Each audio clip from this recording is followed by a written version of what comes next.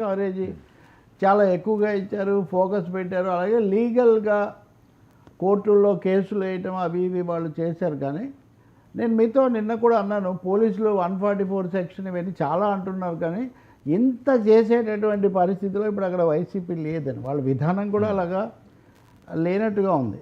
ఇంకోటి ఏమో అనవసరమైన తలనొప్పి ఇవన్నీ తెచ్చిపెట్టారు, అంటే ఆయనే కావాలని ఇవన్నీ పురికొల్పారు అనే ఆరోపణలు ఒకవైపు ఉన్నప్పటికీ ముందు నుంచి కూడా ఇవి కొన్ని అంతకంతకు పెరుగుతుంటే వీటిని ఆనందించడం వల్ల మనకు రివర్స్ కొట్టింది ఇది అనే ఒక అంచనా కూడా దీనికి ఒక కారణమైనట్టుగా ఉంది. మూడోది ముఖ్యమైనది కౌంటర్ ట్రాప్. ఇది కౌంటర్ ట్రాప్లో వంశీ చిక్కిన తర్వాత దీన్ని చట్టబద్ధమని ఎలా అంటారు? ఇప్పుడు మీరు ఒకసారి ఆ పద్ధతులు చాలామంది నాకు కూడా కింద కామెంట్స్ పెడుతున్నారు, అంటే వాళ్ళు ఏం చేసినా రైటేనా లేకపోతే ఇంకొకటే ఇట్లాంటివి. తప్పకుండా రఘురామకృష్ణరాజు మీద అయినా ఇంకొక వంశీ మీద అయినా లేకపోతే రేపు పొద్దున ఇంకొక ఆయన మీద అయినా థర్డ్ డిగ్రీలు లేకపోతే ఏదో చేసేస్తామని పోలీసుల చేతికి అన్నీ ఇవ్వడం సరికాదు. ఈరోజు ఆయన కావచ్చు, రేపు ఇంకొక ఆయన కూడా కావచ్చు. సరే, ఆయనతో మమ్మల్ని పోలుస్తారా లేకపోతే మాతో ఆయన పోలుస్తారా? ప్రజాస్వామ్యంలో లెక్కలు ఒకటే ఉంటాయి. పార్టీలు, నాయకులు, ప్రభుత్వాలు మారినా కానీ రాజ్యాంగ ప్రకారం చట్ట ప్రకారం వెళ్ళాలి. లోకేష్ చెప్పే మాట అదే కదా, చట్టం ప్రకారం చేస్తామని. కాబట్టి ఆ విధంగా చూసినప్పుడు వంశీ మాట్లాడిన తీరు కొన్ని ఛానల్స్ వేస్తున్నాయి, అవి ఇప్పుడు కూడా జుగుప్సాకరంగా ఉన్నాయి, చాలా వెగటు పుట్టించే విధంగా ఉన్నాయి. ఇలా కూడా మాట్లాడారు. పైగా ఆయన తెలుగుదేశం తరఫున గెలిచారు, ఇంకా పూర్తిగా అధికారికంగా కూడా పార్టీ ఎన్నికలప్పుడు తప్ప అంతకుముందు ఏం మారలేదు, ఆయన ఇలా మాట్లాడటం ఏంటి అని ఒక సహజసిద్ధమైనటువంటి అసంతృప్తి. వాస్తవంగా గన్నవరం అంటే సుందరయ్య గారి నియోజకవర్గం, వంశీ వాళ్ళ నాన్న కూడా ఉపాధ్యాయ ఉద్యమం ఇట్లాంటి వాటిలో ఉన్నాయన. కానీ ఈయన రూట్ పూర్తిగా తర్వాత కాలంలో ఇలా మారింది. మంచిగా అందరితో ఉండే ఎందుకు ఇలా జరిగిందనేది తెలియదు. కానీ ఎప్పుడైతే మీరు మీ మీద కేసును ఉపసంహరింపజేసుకోవడానికి ఎవరు ఫిర్యాదు చేశారో వాళ్ళనే మీరు ప్రయోగించారో, అసలు ఇతను అవతలి వాళ్ళ తరఫున కూడా పనిచేస్తున్నాడేమో, కౌంటర్ ఏజెంట్ కూడా అయి ఉంటాడేమో అన్న ఆలోచన రాలేదా మరి? అంటే తాడి తనేవాడు ఉంటే తల తనేవాడు ఉంటాడని, లేకపోతే 100 కోట్లను తిన్న రాబందు ఒక్క గాలివాన కొట్టుకుపోయిందని ప్రమాదం ధీమతామైపోయి అంటారు. ఎంత తెలివైన వాళ్ళైనా కానీ తప్పటడుగులు అది కాలు పడుతుంటారని. కానీ తెలివి సమస్య కాదు ఇది. ఒక నేరస్థంగా ఆలోచించడం వల్ల, వాళ్ళతోనే ఉపసంహరింపజేద్దాం అనుకోవడం వల్ల ఇది కౌంటర్ ట్రాపే. ఈ కౌంటర్ ట్రాప్లో కొంతకాలం దీనైతే ఫేస్ చేయాల్సిందే. నిన్న రాత్రి 4 గంటల పాటు వాదించారు కోర్టులో. అంటే రాత్రి 2 గంటలకు 2:30 అంటే 24 అవర్స్ ఆల్మోస్ట్. అవును, హైదరాబాద్ అప్పటి నుంచి తీసుకుంటే. అంటే ఏ స్థాయిలో వీళ్ళు దానికి కౌంటర్ ఆర్గ్యుమెంట్స్ పెట్టారో కూడా తెలుస్తుంది. సో రాజకీయంగా ఎదుర్కోవటం కంటే చట్టబద్ధమైన సాంకేతికంగా ఎదుర్కోవటం అన్న దాని మీదే వైసీపీ దృష్టి పెట్టొచ్చు అని అనిపిస్తుంది కొన్ని రోజులు ఉండి. ఆ తర్వాత ఏదన్నా దీనికోసం ఇలా అయితే క్యాడర్ ఎక్కడ నిలబడతారు సార్? ఏదో కష్టం వచ్చినప్పుడు నిలబడ ఒకటేమో ఇక్కడ ఇది ఎక్కువ భాగం లీడర్షిప్కు సంబంధించిన సమస్య. చాలామంది అంటే తెలుగుదేశం నాయకులను చంద్రబాబును అరెస్ట్ చేస్తే కూడా తెలుగుదేశం నిలబడినప్పుడు కొంతమందిని అరెస్ట్ చేస్తే ఇవన్నీ కూడా విష్ఫుల్ థింకింగ్ అంటారు. అంటే మన అభీష్టాన్ని బట్టి ఆలోచించటం.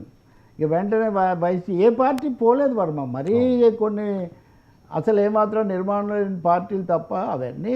చంద్రబాబే 2 సార్లు ఓడిపోయారు, పార్టీని నిలబెట్టుకున్నాడు కదా. కాబట్టి నేను అనుకోవటం తెలుగు జిల్లాలో ఆంధ్రప్రదేశ్లో తిరిగినప్పుడు చాలామంది కలుస్తూ ఉంటారు కూడా కదా, వైసీపీ బేస్ ఏదో పోయింది, ఓటర్స్ పోయారు అని చెప్పగలిగిన పరిస్థితి అయితే లేదు. ఆ 40% ఏదో ఉంది. ఇంకా రెండో పెద్ద పార్టీ కూడా అది లేదు. కానీ ఆ పార్టీ యొక్క స్థైర్యం, మొరేల్ అంటారే, ఆ మొరేల్ అయితే మటుకు షేక్ అవుతూ ఉంది. రెండోది నేను నిన్న అన్నట్టుగా వచ్చే 25 ఏళ్ళు పాలించడం కాదు, ఈ 25 నెలలు మేము ఎలా నిలబడాలి, మాతో పాటు ఉండండి అనే విషయం క్యాడర్ అడుగుతున్నారు, లీడర్షిప్ కూడా అడుగుతున్నారు. దానికి కావాల్సిన ఒక కార్యాచరణ అసలు ఒక విస్తృత సమావేశమే జరపలేదు ఇంతవరకు రాష్ట్ర వ్యాప్తంగా. అందువల్ల ఈ కేసులను ఆధారం చేసుకోకూడదని జగన్కు తెలుసు. ఓకే, అప్పుడు చంద్రబాబును దాడి మీద అనడానికో కాస్త అవతల వాళ్ళని తక్కువ చేయడానికో కొడాలి నానినో లేకపోతే వంశీనో అస్త్రాలుగా ప్రయోగించి ఉండవచ్చు. కానీ వాళ్ళు మళ్ళీ తన పునరాగమనానికి వీళ్ళు దారి కాదని తెలుసు, వాటి ఉపయోగం అక్కడికి అయిపోయింది. అంటే మామూలు చంద్రబాబు మీద అంటుంటారే, దాదాపు అస్త్రాలు అక్కడితో ఆయన వాటిని అస్త్ర సన్యాసం చేసినట్టే మనం భావించాలి. పేరుని నన్ను ఇలాంటి వాళ్ళే ఒక విధంగా కొంత నిర్వేదానికి అసంతృప్తికి గురవుతున్నారు అంటే మీరు ఏం చెప్తారు? పైగా ఎవరైనా ఎలా కాపాడతారు మరి? మా దొరకకూడదు కానీ ఇప్పుడు మోదీ అసలు ఈ దేశం అంతటినీ కూడా అందరి నాయకులను ప్రతిపక్షాలను గుప్పిట్లో పెట్టుకున్నారు అన్నప్పుడు వంశీ వ్యవహరించిన తీరు, మాట్లాడిన తీరు, ఆయన చేసినటువంటి కొన్ని వ్యాఖ్యలు అవన్నీ తప్పకుండా ఎవరు ఆమోదించరు. ఇంకా అవి చాలాక ఇప్పుడు వాటిలో కాదు కదా ఆయన అరెస్ట్ అయింది. ఎస్సీ ఎస్టీ కేసులో కిడ్నాప్ చేశారు, బలవంత పెట్టి రాయించారన్న కేసులో ఆయన ఉన్నారు. కాబట్టి దీనికి చట్టబద్ధంగా కోర్టు ఏమీ లేకపోతే 14 రోజులు ఎందుకు ఇస్తారు రిమాండ్? అంతే కదా. కాబట్టి కోర్టులో బయటపడాల్సిందే కానీ జగన్ ఈ విషయంలో చేయగలిగింది పెద్దగా ఉండదు. అంబటి రాంబాబు నేను మాట్లాడారు ఎక్కువ, ఆయనే కదా ఈ విషయంలో స్పందించింది. ఆయన కూడా ఏమంటారు, మేము డీజీపీకి మెమరాండం ఇవ్వడానికి వెళ్ళాము, ఇదంతా బాగాలేదని మేము డీజీపీకి చెప్పడానికి వెళ్తే డీజీపీ రానివ్వలేదు, డీజీపీ వినాలి కదా, అపాయింట్మెంట్ ఇచ్చి ఎలా పంపిస్తారంటారు. అదైతే మటుకు అలాగే ఇంకా ఈ లోపల మిత్రులు నెక్స్ట్ ఎవరు, నెక్స్ట్ కొడాలి నాని ఇలాంటివి అంటే మిత్రులిద్దరూ అక్కడ ఉంటేనే బెటర్ అని చెప్పి విపరీతంగా ట్రోల్ చేస్తున్నారు. ఇద్దరు చాలా స్నేహంగా ఉంటారు కదా, మరి ఆయన చేశారు ఈయన ఎక్కడని. వీళ్ళ స్నేహితులు, పాత స్నేహితులు, కొత్త స్నేహితులు చాలామంది కూడా ఉన్నారు.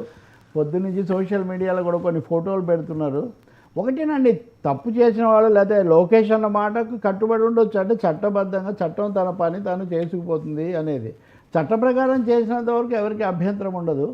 కానీ దాన్ని ఒక టార్గెట్ లాగా చేసి ఒక బుక్కు తర్వాత పేరు ఇది తర్వాత పేరు ఇది అంటే మా దగ్గర కూడా రెడ్ బుక్లు ఉన్నాయి, మేము కూడా రాస్తున్నామని వాళ్ళు. అంటే అంతకుముందు ఒక రెడ్ బుక్, మళ్ళీ ఒక రెడ్ బుక్, మళ్ళీ ఒక రెడ్ బుక్, మళ్ళీ ఇదేనా ఇంకా ప్రజాస్వామ్యం అంటే? మనం సమస్యల మీద అంశాల మీద కేంద్రీకరించకుండా ఒకరు వచ్చినప్పుడు, ఇప్పుడు అంబటి రాంబాబు నిన్న చెప్తున్నాడు, మాకు కూడా మేము మళ్ళీ వస్తాము, మాకు కూడా ఒక రోజు వస్తుంది. అంతకుముందు వాళ్ళు అన్నారు, ఇప్పుడు మీరు ఇదేనా ఇంకంటే మళ్ళీ మీరు వచ్చి చేయడము, వాళ్ళు వచ్చి మీ మీద ఇంకా ప్రతీకారాలేనా ప్రజాస్వామ్యం అంటే? ఇది ఒక పెద్ద ప్రశ్న. కాబట్టి చట్టబద్ధంగా చేసేది చేయనివ్వండి, జరిగేది జరగనివ్వండి. ఇప్పుడు వంశీ వైఫ్ ఆమె మాట్లాడుతున్నారు ఏమని, ఆ ఎఫ్ఐఆర్ కాపీ మాకు ఇస్తే దాని మీద మేము లీగల్గా చేసేది ఏదో మేము చేసుకుంటామన్న పద్ధతిలో ఆమె మాట్లాడుతున్నారు. కొంత ధర్నా కూడా ఏదో చేశారంటున్నారు, ఏవేవో కామెంట్స్ చేస్తున్నారు జనం. వీటికి ఏమీ రాజకీయమైనవి, ఉద్వేగపరమైనవి తప్ప వీటికి చట్టబద్ధమైన విలువ ఏమీ లేదు. సో న్యాయస్థానంలో బహుశా పైకోర్టుకు వెళ్ళొచ్చు, హైకోర్టుకు, ఆ తర్వాత సుప్రీంకోర్టుకు కూడా వీళ్ళు వెళ్ళొచ్చు. కానీ ఎస్సీ ఎస్టీ కేసు అనేది అయితే దృష్టిలో పెట్టుకోవాలి, అట్రాసిటీస్ కేసు. అందువల్ల ఒక ట్రాప్లో తనుగా వెళ్ళి చిక్కుకున్నట్టే కనిపిస్తుంది. అదే ఇందాక నేను అన్నట్టే, తాడి తన్నేవాడు ఉంటే తల తన్నేవాడు ఉంటాడు అన్నట్టుగా కొంతకాలం భరించాలి.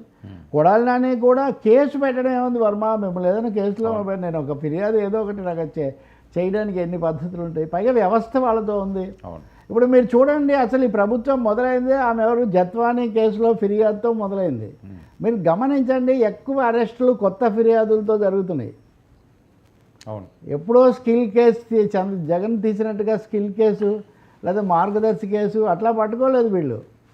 ఆ కేసులు అలా ఉంచుతూనే కొత్త ఫిర్యాదులు అప్పుడు బయటికి రానివి ఇప్పుడు బయట పెట్టి వాటి ద్వారా తిప్పుతున్నారు. కాబట్టి ఇది నడుస్తూ ఉంటుంది. ఇంకా దీంతోనే వైసీపీ చెల్లాచెదురైపోతుందో అవ్వదు. కానీ జగన్మోహన్ రెడ్డి నేను 25 ఏళ్ళు నిన్న మనం చెప్పాం కదా, జనం కూడా ఇది చేశారు. కాబట్టి అది కూడా చాలదు, ఒక వాస్తవికంగా ఉండాలి, తప్పును ఒప్పుకోవాలి. ఇంకా మేమేం మాట్లాడలేదు, తప్పు మాట్లాడలేదని పదే చెప్పడం ఎందుకు? జరుగుతున్న నేపథ్యంలో లేకపోతే గతం నుంచి కూడా కొంత అంతర్మదనం అయితే జగన్మోహన్ రెడ్డి గారు పడుతున్నారు.